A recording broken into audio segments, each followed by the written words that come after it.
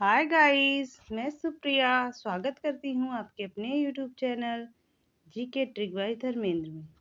Guys, last video में हमने हिंदी विषय का पाठ योजना देखा था जो कि कक्षा 6 के लिए था। आज हम पुनः हिंदी विषय का पाठ योजना देखेंगे जो कि कक्षा 7 के लिए है। गाइस, वीडियो शुरू करने से पहले मैं आपसे रिक्वेस्ट करना चाहूँगी, यदि ये आपको वीडियो पसंद आता है तो हमारे चैनल को सब्सक्राइब करिए, इस वीडियो को लाइक करिए और ज़्यादा से ज़्यादा शेयर करिए ताकि अन्य प्रशिक्षुओं को इस वीडियो का लाभ मिल सकते हैं। आइए वीडियो शुरू करते हैं। पाठ योजना संख्या 12 में सर्वप्रथम हम दिनांक लिखते हैं, कक्षा, विषय, अवधि तथा वादन लिखते हैं। इसके बाद हम प्रकरण लिखते हैं। हमारा आज का प्रकरण है राजधर्म।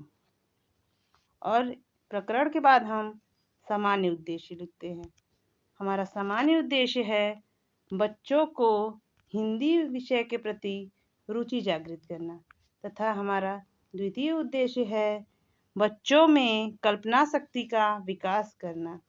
इसके बाद हमारा विशिष्ट उद्देश्य है बच्चों को राजधर्म से संबंधित महात्मा बुद्ध के बारे में जानकारी देना। विशिष्ट उद्देश्य के बाद हम पूर्व ज्ञान पर आते हैं। हमारा पूर्व ज्ञान है बच्चे धर्म और अधर्म के बारे में सामान्य जानकारी रखते हैं। पूर्व ज्ञान के बाद हम सहायक सामग्री लिखते हैं। इस पाठ को पढ़ाने के लिए सहायक सामग्री जो उपयोग हुई है वो है पाठ्य पुस्तक, चॉक डस्टर, श्यामपट्ट आदि। सहायक सामग्री के बाद हम प्रस्तावना प्रश्न लिखते हैं। प्रस्तावना प्रश्न में 2 कॉलम बनाए जाते हैं। एक ओर छात्राध्यापिका कथन या छात्र कथन होगा, छात्र अध्यापक कथन होगा और दूसरी ओर छात्र कथन होगा। और इसमें प्रथम प्रश्न होगा, बच्चों बताओ राजा का व्यवहार प्रजा के प्रति कैसा होना चाहिए। बच्चे इसका जवाब देंगे, अच्छा होना चाहिए। और द्वितीय प्रश्न होगा, बच्चों आप लोगों ने महात्मा बुद्ध का नाम सुना है। बच्चे इसका जवाब देंगे, हाँ। और तृतीय प्रश्न होगा, बच्चों बताओ महात्मा बुद्ध का जन्म कब और कहाँ हुआ है। बच्चों के लिए ये प्रश्न समस्यात्मक हो जाएगा, वो इसका जवाब नहीं दे पाएंगे। प्रश्न समस्यात्मक हो जाएगा तो छात्राध्यापिका द्वारा उद्देश्य कथन बोला जाएगा।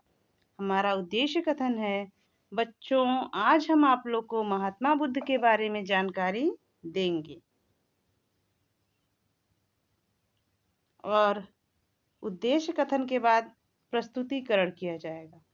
प्रस्तुतिकरण में 2 कॉलम होगा, एक ओर छात्राध्यापिका कथन और दूसरी ओर छात्र कथन होगा। छात्राध्यापिका कथन में महात्मा बुद्ध का जन्म 563 ईसा पूर्व शाक्य गणराज्य में कपिलवस्तु के निकट लुम्बिनी नामक स्थान पर हुआ था। और एक इधर दूसरी साइड लिखा जाएगा छात्र कथन की ओर, छात्र ध्यान पूर्वक सुनेंगे। और छात्राध्यापिका कथन में पुनः लिखा जाएगा, मेरे द्वारा बच्चों को पाठ्य पुस्तक के माध्यम से राजधर्म नामक पाठ पढ़ाया गया। सभी बच्चों से यह पाठ को पुस्तक के माध्यम से पढ़वाया गया। प्रस्तुतिकरण के बाद श्यामपट्ट कार्य किया जाएगा। श्यामपट्ट कार्य पे कुछ शब्द अर्थ को लिखकर बच्चों को बताया जाएगा। शब्दार्थ के लिए एक ओर शब्द लिखते हैं, दूसरी ओर अर्थ लिखते हैं। पहला शब्दार्थ में शब्द है न्यायपरायण, इसका अर्थ होगा न्याय में लगा हुआ। दूसरा है शिल्प, जिसका अर्थ होता है कला आदि कर्म। तीसरा है प्रवज्जा, इसका अर्थ होगा संन्यास। चौथा है अंतःपुर, इसका अर्थ होगा रनिवास। पांचवा है दुर्गम, इसका अर्थ होगा जहां पहुंचना कठिन हो। इसके बाद कुछ बोध प्रश्नों को बच्चों से पूछा जाएगा और पाठ्योजना में हम बोध प्रश्नों को लिखते हैं।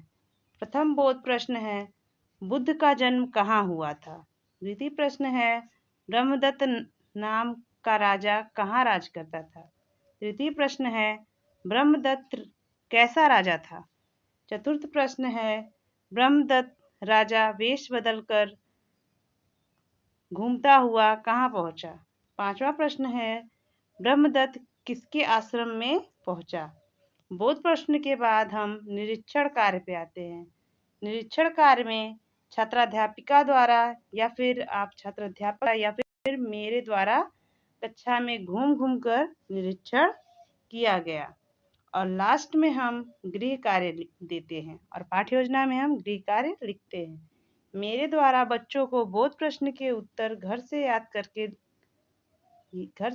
कर और लिख कर लाने के लिए कहा गया तथा शब्दार्थ को याद करके आने के लिए कहा गया।